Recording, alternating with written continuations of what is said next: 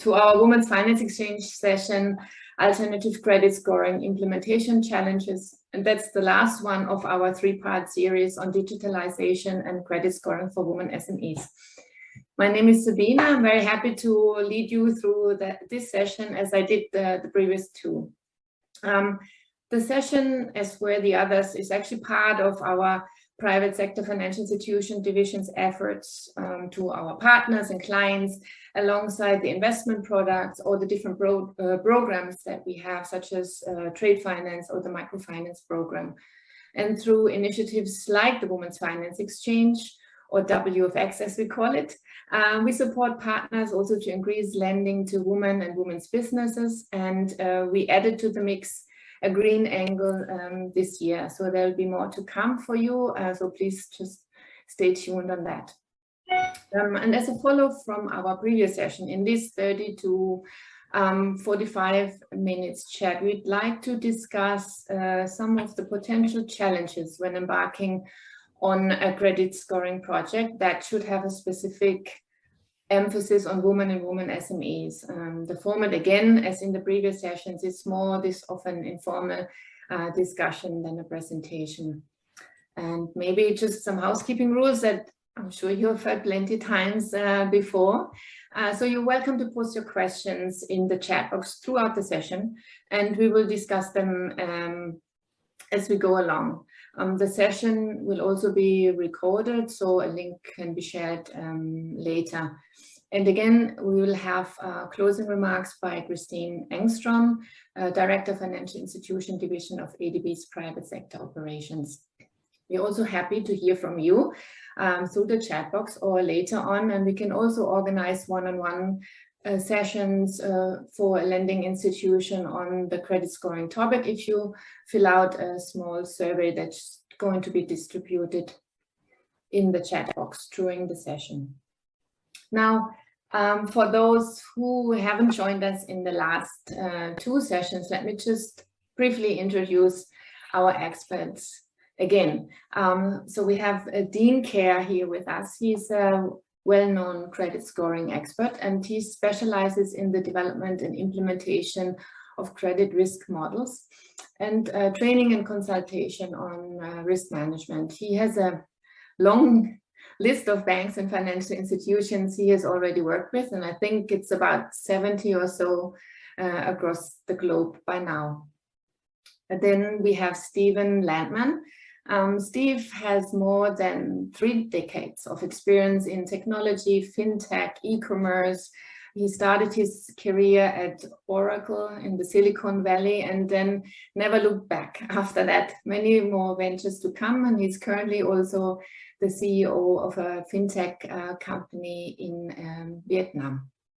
Now, in the previous sessions, we talked about the basics of credit scoring, a bit on the technical challenges, and there we talked a lot about the need of getting data that is reflective of our target group, which is probably one of the key challenges, as there won't be any historical data if a group has been denied a loan in a similar setting or actually has never applied for a loan. So first of all, I think we need to understand or have experience on the target group, or take some risk, which is sort of what lending is all about. But at least we need to believe that the group that we want to provide the credit to have the capacity to repay, even though there is no historical data on it. We talked about types of alternative data, if there is no credit history, what could be used, and the pitfalls of using the wrong ones, but also the benefits of using artificial intelligence or machine learning when using good data. So in this last session now, we want to talk a little bit more about what happens actually, or what could be the challenges when I actually implement my credit scoring project. And my first question is actually then to the two of you, and in no particular order, but maybe just as a general, to kick it off, the discussions, what are the pros and cons again when you are implementing an alternative credit scoring in a financial institution? And in the end, will this for sure improve women SMEs approval rate? Over to you.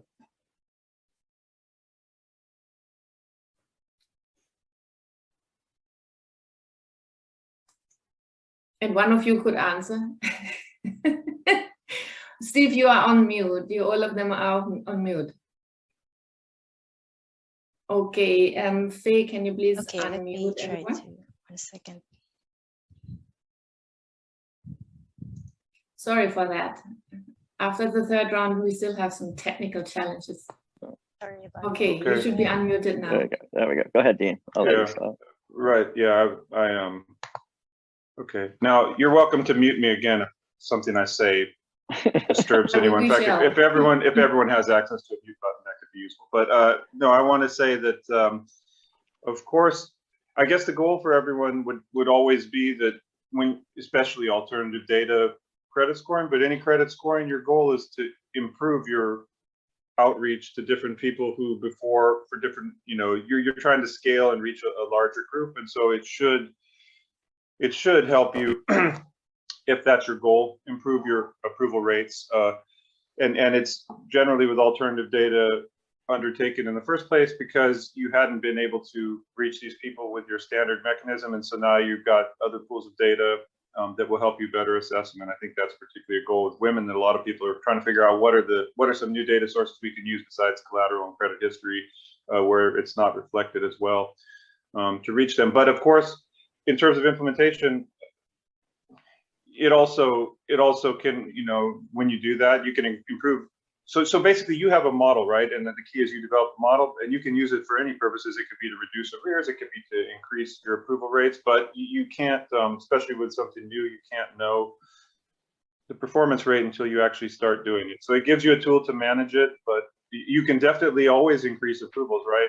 Especially with the scoring tool, but to control quality, you're going to need to use that same tool as it's a tool, right? It doesn't have all the answers. It doesn't make magically all the right decisions. It should work like you developed it, and it should help you make different goals you have for your portfolio, but you're going to have to manage that. And I think, as we'll touch on in other questions, things can go wrong, different things besides the scoring model itself. So it's just something you're going to have to manage. But yes, to round out that long answer, I think it is meant to improve the number of people you can reach in an efficient way. Steve, what do you think? Yeah, I think that the pros for the financial institutions is that it produces a larger ROI. Hopefully, if you actually get repayments to be in line with the amount of loans that you'll actually be able to provide based on the numbers you're able to reach, as Dean said. I think the cons are that it's new, right? It's new, and you're talking about a new approach. And when we talk about doing things differently, it's difficult for people, risk departments, right, for instance, and other individuals within the organization to accept change, right? And there's going to be a lot of learning, and there's going to be a lot of pitfalls also, as Dean said. But I think in the long run, it's about the pros, because people who weren't able to access loans before actually have the ability to apply and be approved for loans. The ROI for the financial institutions will go up, and I think it just is all about good in the end, but there's going to be pitfalls for sure. Okay, well, we can maybe talk about this a little bit later, but maybe just coming back again to the implementation and the process, maybe can one of you just run us through what's sort of the classic process of implementation, and how would you prepare for it, and what would you think is the typical duration that it takes from A to Z until you have a functional credit scoring in the organization? Right, so I'll start, and I think there's two sides of that, right? Are you automating the alternative credit scoring, and then there's the actual scorecard and model creation, right? And I'll take the technology side, and I think, Dean, you're much more apt to take the model component. through an implementation, the first stage would be acceptance that this is a transformation that you want to embark on. And after you've agreed that this is something you want to do from a technology perspective, requirements need to be gathered, and requirements need to be gathered from every department, the lending, the risk, everybody, the management, but ultimately it has to be a decision that management makes sure that it's going to happen. Otherwise it would be a failed project. After you create or gather the requirements and you put together a design for the individual institution, you'll map those requirements to the software solution, right, which will include the credit scoring model that Dean will talk about. And then what happens after you've designed or customized the application to fit the institution, what you would do then is you actually start testing it, right? You would put it in the user acceptance testing of the internal stakeholders able to use the system. Are they understanding the system? And then after you get some of that feedback, you would do some alterations and modifications to the system, and you would begin training. After training, you could go live after everything's been adjusted, people know how to use the system, and then ultimately you would go live and start testing and seeing how it works with your rejection rates and approval rates. So that whole process would probably be about 3 months, to be honest with you. I thought it would have been longer. So depends on the institution, how responsive they are. Yeah. Okay. Dean, do you want to add something? I agree with that. What Steve said, that it depends on the institution. I always think, since I'm only working on credit scoring projects, if you ask me, what does it take, especially for the model development part, 3 months would be a maximum. But because there's a lot of other things that organizations are working on, just the time frame itself ends up, most of my projects go a lot longer than 3 months. But certainly if you work directly with a vendor and then that was you were focused on that, that's a reasonable time frame. Everything's doable. But I guess it also depends, and Steve, because this isn't just about credit scoring, but if your goal is a digital product that you're going to offer through credit scoring, then the amount of time that will take will depend how digitized your organization already is, and if you have all the other capabilities, because the scoring model will, in that case, especially if this is going to be your first digital product, then really the focus is going to be on getting your ability to offer a digital product and collect all your digital information and manage it digitally. That will be the biggest ask and the biggest change, and what requires all the time. And the scoring model development will remain, like a 1 month task within that when you have the data, or even with some vendors, they may be able to do that very quickly with your data. But the kind of digitization part is really key. So however far if you're not anywhere along that journey, there's going to be a lot to do on that. That could take time. And if you are already far along that journey, it can be a lot quicker and easier. And if you're already doing digital lending, then bringing in alternative scoring actually could be very quick for you. Right? So it depends on a lot of things. I think a big unknown too is, do you have an API layer? Are you poking holes into the core banking system to get repayment data? I mean, there's a lot of readiness that has to go on. That's what I was saying. Is there acceptance that the organization wants to move forward with a transformation like this, and what is the readiness of that organization? Yeah, related actually to that, Steve, because you also touched upon that there are different departments or whatever that you need to work with. Faye, maybe can you put up that one slide I think we talked about, because my understanding is that that the whole credit scoring obviously is embedded in the whole credit process, right? Which maybe is a little bit highlighted here, and especially if we talk about the digital and using alternative data to be able to do the scoring later on. But maybe one of the questions I have here, if we look at this whole sort of process, and not just on the credit scoring alone, but in the implementation of that in the bigger scheme of things, what are the sort of common you call them pitfalls or showstoppers that one should be aware of or look out for when starting such a project? And maybe you could talk a little bit more on that. Yeah, I mean, for example, does the institution have to have gender disaggregated data? otherwise it's not going to work, or can that be implemented or adjusted along the way? Go ahead, Dina. Sorry. Dina, I'll let you answer that about the desegregated. Well, about gender, so obviously if your goal is specifically to develop a scorecard, I would say if you have a goal to reach women specifically, it would sure be a lot more helpful modeling historical data to have gender as one of the fields there, so that you could group the data into men and women and check if there had been bias along certain features towards women. But even if you didn't have perfect data, or the data wasn't gender disaggregated, so actually we're not going to talk today about finding bias in existing algorithms. Like if you have a bureau in your country that creates a score, does it bias against women? You know, you can try to understand that.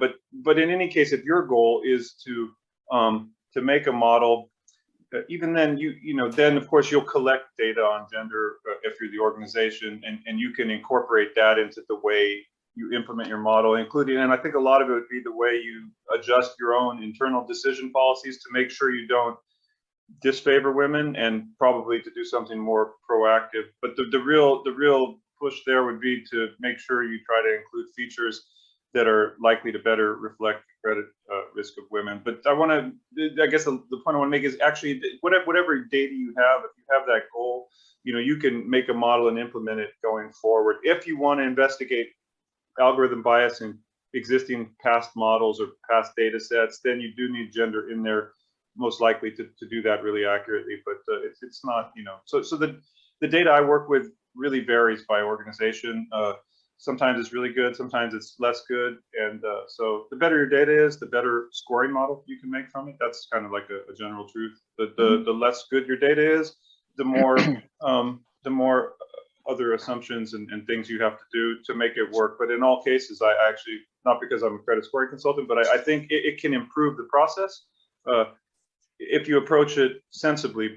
And then I'll let Steve talk. But the point I'll make before I turn it over to Steve is, anyways, you can have a really good credit scoring model, but if you're talking about a successful product, having the loan origination, having the loan management, and having the right integrations, and having the right product to begin with, all those things are really important on a lot of products that are sold with alternative data or over digital channels, and those all need to be in place completely outside of credit scoring. So even you have to have all those things. It's a lot of things. So sometimes, because I work on credit scoring, people think I'm going to come in and have a product for them and a process. And I know there are some few vendors who kind of bring in a turnkey product, right?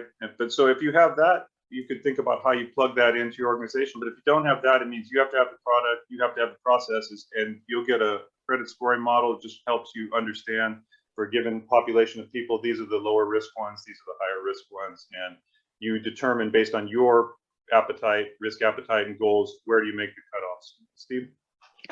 Yeah, and so Dean brings up a lot of good points. I mean, if we look at the flow of this diagram here, or this slide here, sorry, I think the assessment in the middle is really part of the most important component of it. And even if my company Q, we try to bring a plug and play solution, but obviously that's not going to work in every case, and we have to modify it. But I think equally important are the last arrow, the collections, because we need that data, that repayment data, to see if the models are even working, if people are paying it back, right? The other one is, from a technology standpoint, where is the data coming from? And is it valid data? Is it clean data? And that's the first data collection. So where are we getting that data? How is it being presented?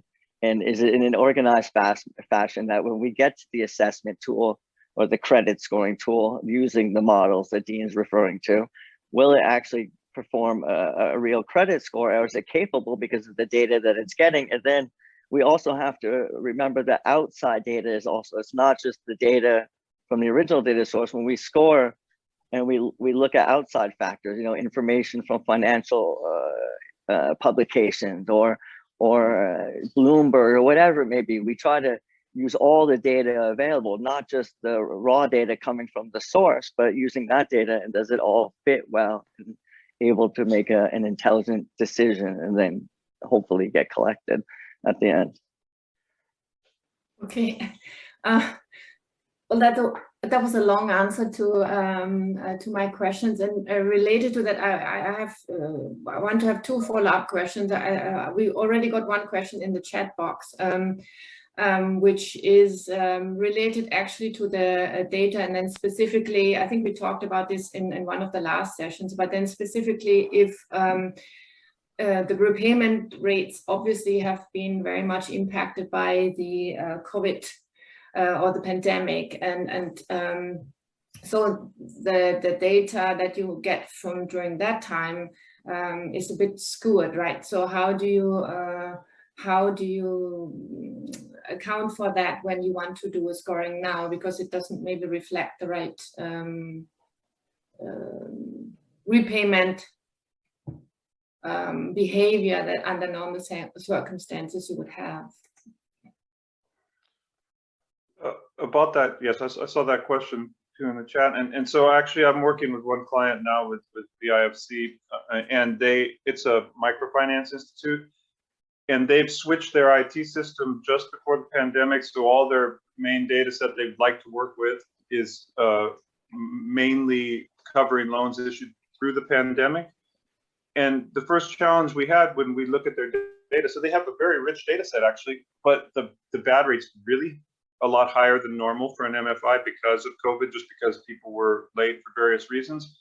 And what happens is because there's so many more delinquent borrowers in most financial institutions than there were in normal times, it's a much bigger mix of people. So the signals or the information about what makes a borrower, which characteristics or behaviors are associated with risk is a lot less clear, because now all these people who 2 years before would have been your low risk borrowers, they're also running into trouble for sort of unusual reasons. And so without rambling on it for a long time, I know it's been 2 years now, right, that we've been kind of in a pandemic, and we're hopefully coming out of it. But the way up until now has been to try to model data that had a chance to have 12 or more months repayment before March 2020. So, and that leaves out 2 years, but for historic development, it's just a necessity, because once you start modeling within the pandemic, you have to either control for a lot of things that you're aware of and adjust your data set, or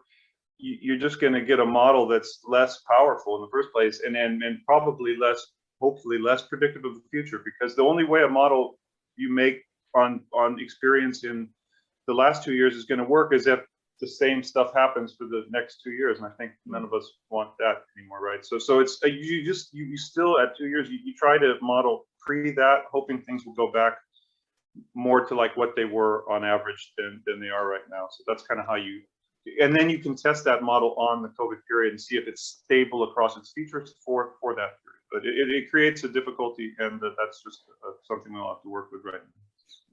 But Dean, could it not be adjusted the same way that we go through business cycles and also see downturn in economies, for instance, or sectors in the economy, and repayments slow down in those as well, or is it completely different? I get that it's global. I get that it's affected. It's just different,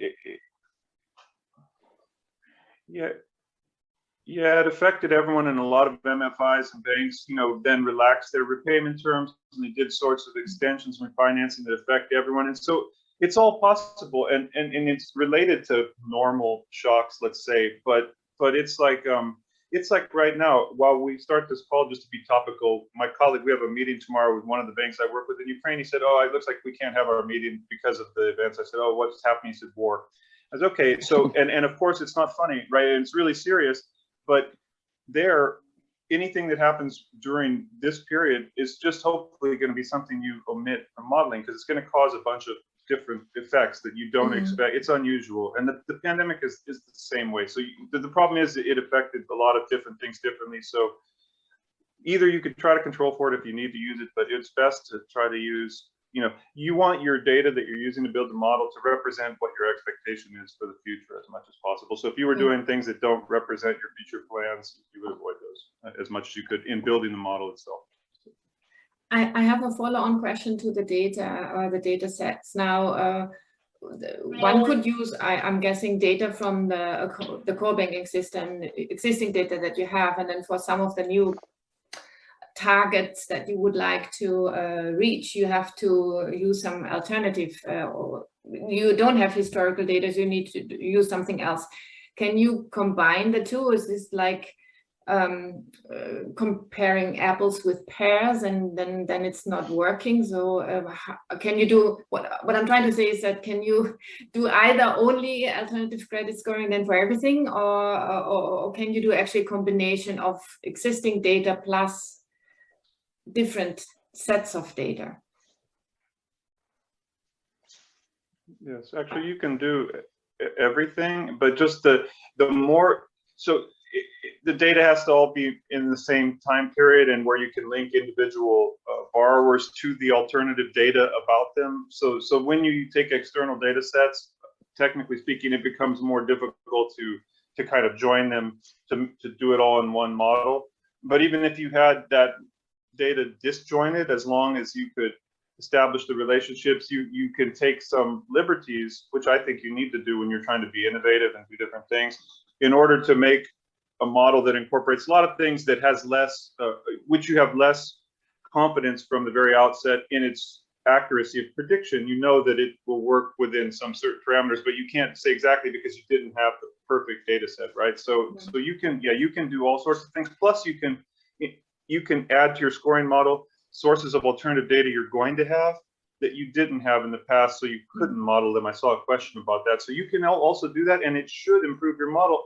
But if you completely misunderstand the relationship of that data to credit risk, then using it will make your model worse. If you understand how it works, using it can make your model better. But I guess the main message is too that whenever you're doing something new, you can't predict it with really great accuracy. So you can predict it well, but then you have to take some risk initially and then refine it.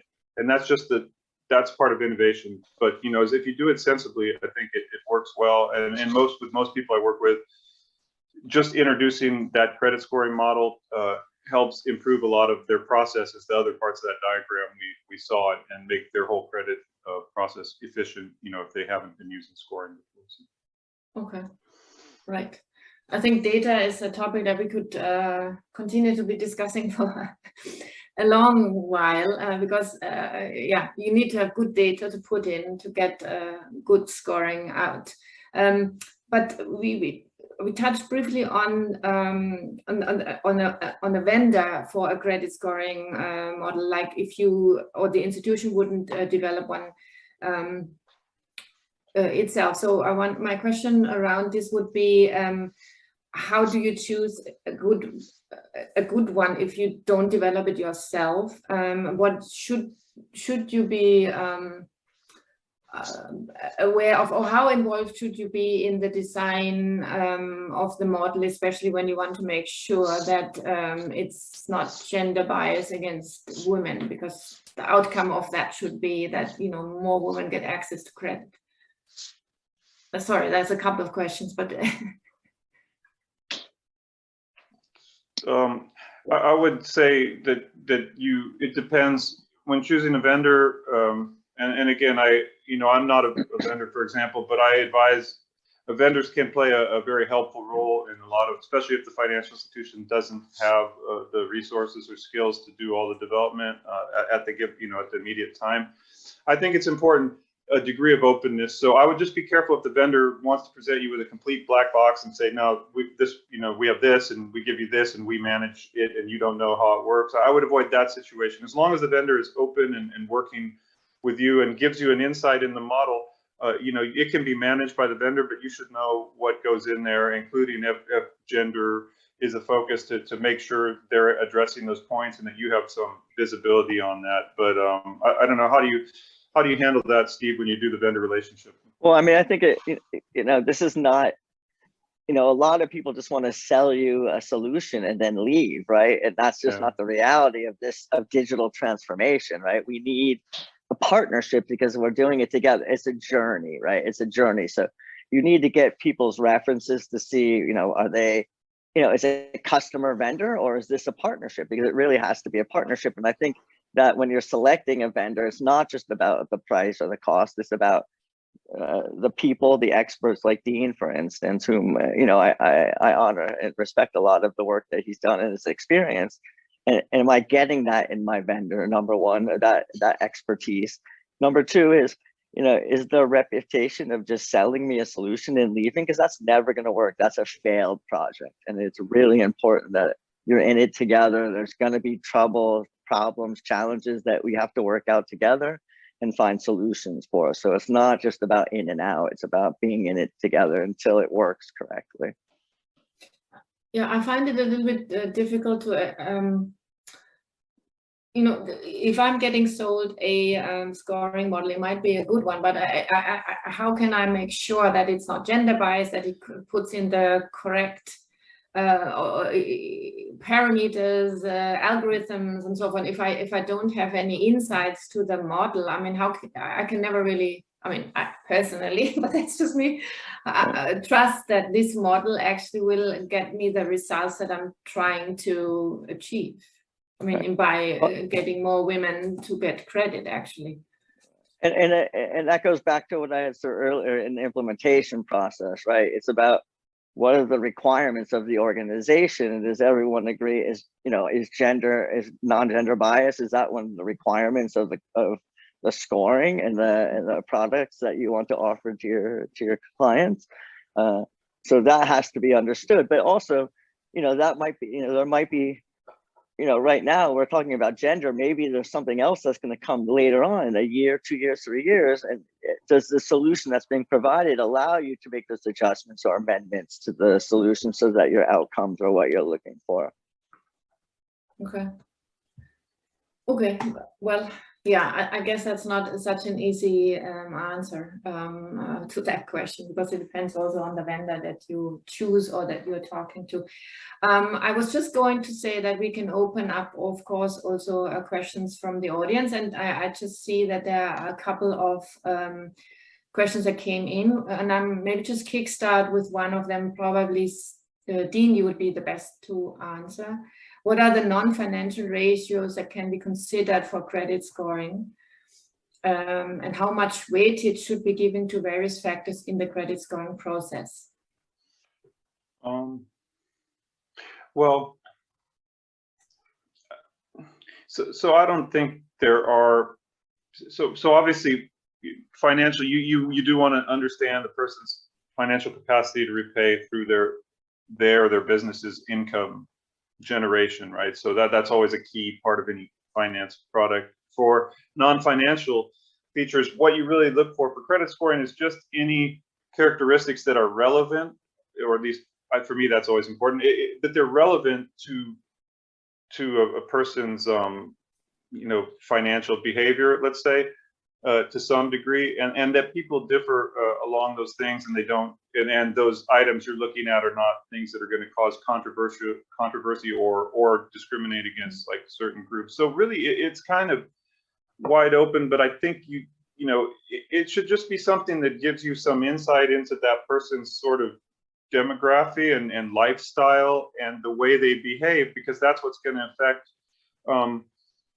affect the way they repay their loans. So, a simple, silly example I like to give is I like to see like how people purchase gasoline if they drive a car like in the old days, because you just see some people buy a full tank and they drive for a long time, and they do it all the time like that. And that means that person has money and they just don't want to stop often and do that. Other people, like one of my friends in college, was stopping all the time with me at the gas station and getting like $5 worth of gas. Okay, it means, and then asking me to pay for it or something. I'm just making a joke, but it's a different behavior, and it's necessitated by him not having cash with him or whatever. So I know that means one person has a lot more cash, one person has less. I'm gonna even not just only lend to the guy with more money or lady with more money, but I'll lend the right amount to someone based on what I see on their performance. So you just want things that inform how much this person looks, on the one hand, able to repay, which is the financial side, and then their willingness, which is kind of demonstrated by those other characteristics. So people who demonstrate stability it's actually, in terms of the non-financial part, it's really mostly about stability and qualities that are associated with that tend to be associated with reduced credit risk, like being longer in a job, longer in an address, longer alive on Earth, and all those things. Those are usually associated with lower risk. Steve? And would you give more weightage, or what sort of the what you don't weightage they would give to those non-financial indicators versus the pure financial ones? So I got rambling and I forgot about that part. But actually, you don't give the weightage. So if you have the data set, the statistics, the math, and the analysis provides the weightage. The weight comes from, as I was saying, the characteristics you use in your data.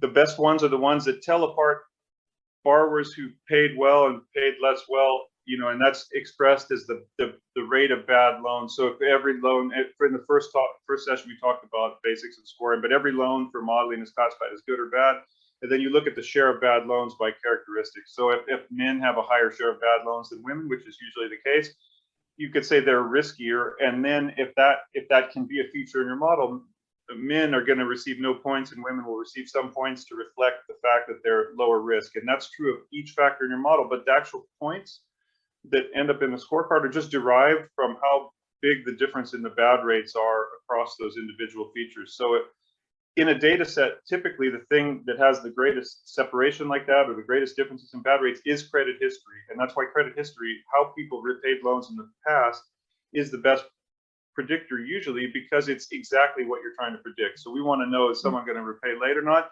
And we have information about, did they repay late in the past? And so that's a very direct association, and it usually is the most important feature. But everything else has that similar signal. Not everything, but any factor that's predictive has those signals, and they're of different strengths and weaknesses. So if you see the result of the scorecard, when it has more points or more weight, it means that was better at telling apart the low risk and high risk borrowers. When it has less weight, it means it was less strong at that, and it's not because something's, it's not, what I'm trying to say is, it's not even a choice as a modeler. If you're doing a machine learning model, a statistical model, it's not, I don't choose the weights. If something naturally comes out as not influential and you want to emphasize it because in the past it didn't play a role and now you think it will, like in the new product, then you can manually give something like that more weight, either directly in the model is one way, again, or you can just build that into rules you use around the model. So I want to say you can control things, but in terms of actually building a statistical model, the weights are determined by the data. And then just to keep making that point, so much is determined by the data, right? So not having good data doesn't mean you can't do it, but it means you probably can't make a good statistical model if you don't have good data. Okay. I think I see you is about 14 minutes in. Maybe we have time for one more quick question before I'll hand it over to Christine. And still, since we got sort of stuck also on the data set, I just wanted to get your opinion, because there's a lot of talk about, you use the psychometric, I hope I pronounced this correctly, psychometric data or social media data for the scoring. And I'm not sure, Dean or Steve, are you a friend of this? Do you think that's helpful? Relates a little bit to the non-financial data, but I'm not sure if this would be the right alternative data to use. So a question for you. Steve? I mean, I've really taken Dean's school of thought when it comes from this data.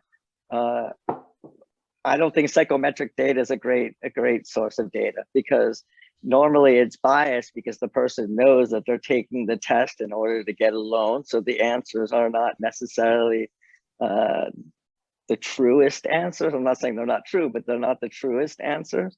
So they're biased. There are ways to confirm the answers, but the reality is that data is not great. And social media data used to be pretty decent, but the reality is now people aren't posting, they're just liking. So you don't really get to see anything about the behavior of the individual, or how does he spend his money, or what's his lifestyle. You don't really get to see that so much anymore because people are posting less data. Okay, good. Thank you for that. Dean, anything else to add? I agree that there if you do, the good thing about psychometrics, so I've bashed psychometrics a lot because I studied it, but it's just, the problem is, yes, it's much more difficult to work with. There you go. So kind of costly. If you have to develop it, it's almost impossible. If you work with a vendor, it could help and be useful, but it's much less precise than some other kind of data. So from a data science standpoint, I think working with behavioral data, like transactional data, things you can observe or just collect as transaction records of things people did, those will give you a clear signal because it's what they really did. When you ask, it doesn't have to be a psychometric question, but when you ask a question to a person, you give them the ability to choose an answer, and people just do that differently and for different reasons and whatever. So it can be very useful, and there are ways to control for it, but it's just noisier and more difficult to work with. The thing I want to say that is good about it, that EFL, who kind of was what pioneer, mentioned, is that you can collect it from anyone. So there's the big plus is if someone has no data, you can give them a survey and know something about them. So I'm not knocking it. I'm just saying when you have it in a data set, it really works less good. So if it's presented like a kind of silver bullet that's going to solve all the problems, I'd be skeptical. In that case, though, you could test even a psychometric model from a vendor. I think you probably need to work with a vendor, and you could test their model, but then as going back to vendors, just ask them for references of where their product worked, so you can see some proven example, and then if they have a dialogue with you to customize it for your need, I think it's something that's relevant. So I'm just like, I'm against it if an organization thinks, can we just now go get psychometric data and ourselves make a model with my help? And I would say, I think it's the wrong way to go. If you just then in that case, really, if that's all you have, then use a vendor, because it takes a lot of data to develop a psychometric model that's going to be accurate. You don't want to try to do it yourself. Yeah, maybe not the best way to kickstart something, especially I'm thinking in a lot of the ADB's member countries, especially developing member countries, it'll be difficult to come by either this sort of data or even other alternative data, because I'm guessing that it's more, in your words, I think you said it's a thin data setting environment often, which might put an extra lens of complexity in the whole alternative credit scoring development. And I would leave it with that. Dean, I know you're going to say something again, but I think we're running out of time. We are 45 minutes almost in the discussion. I think we could have gone on for a lot longer, because there is a lot to talk about, and there's probably no easy solution or a quick fix for using a credit scoring model that looks more into mitigating the gender bias and helping women to get more credit. So certainly maybe another session we could do to talk a little bit more, but for now I want to close the session. Thank you very much for that, and then also for participation of the audience, and I want to hand it over to Christine for her closing remarks. Great, thank you so much everyone for joining. I see that there's questions that are still coming in. And I think that you can reach out to WFX and to our credit scoring specialists as well to have a one-on-one discussion on some of these questions that are coming forward, which is great to see. So special thanks to our speakers, Dean, Karen, Stephen, Lantman, for being with us throughout this whole three-part series. Thanks also to our colleagues and guests who joined us today. We hope that the webinar was formative and opened up discussions on credit scoring strategies and considerations that can increase the inclusion of women in small businesses. There's a newly released report called the Gender Digital Divide Index, and that notes that the lack of accurate and sufficient information and data is still the key identified challenge to closing gender equality gaps, both on and offline. Good ICT infrastructure is of course necessary, but as we've heard in this discussion, more and creative and different approaches are needed to consider strategies and to bring in different types of data to level the playing field for gender equality in this particular area of digital development. With this, allow me now to close our wonderful series of talks on this important and timely topic. Please reach out to us if you have any further questions again, and please reach out to our scoring specialists. We look forward to working with you in the future, and please sign up for our newsletter for upcoming events. Thank you so much, everyone, and special thanks to WFX today. Goodbye.